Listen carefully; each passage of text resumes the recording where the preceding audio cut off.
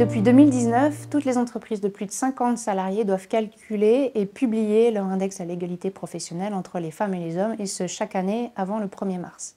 L'index mesure l'écart de rémunération entre les femmes et les hommes, l'écart de répartition sur les augmentations individuelles, l'écart de répartition sur les promotions pour les entreprises de plus de 250 salariés, le nombre de femmes augmentées à leur retour de congé maternité et la parité parmi les 10 plus hautes rémunérations. Il existe plusieurs axes de progression pour lutter contre les inégalités. D'abord, on peut mesurer les écarts et les corriger. En fonction des résultats de l'index, il est peut-être utile de dédier une enveloppe pour les résorber.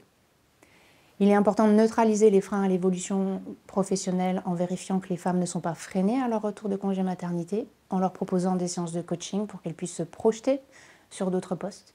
Et il est important également de réviser l'organisation, en vérifiant que les process RH sont bien objectivés, en mettant en place une politique de rattrapage salarial et en revalorisant les catégories de métiers dits féminins en augmentant par exemple les salaires dans les grilles de salaire.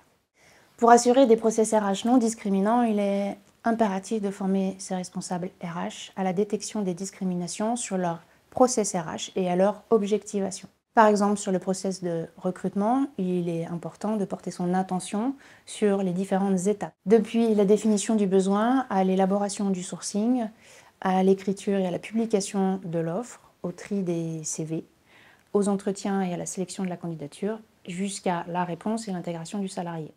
Idem pour le process sur la formation, il s'agit de vérifier l'égalité de traitement des apprenants sur l'ensemble des étapes du process.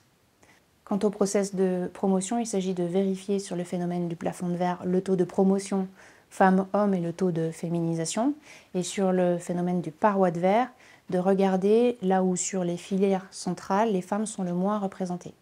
Il s'agit de vérifier sur l'ensemble des process qui sont bien transparents, accessibles à toutes et à tous. Et s'il existe un système de détection des hauts potentiels, il s'agit de vérifier qu'il n'est bien non genré.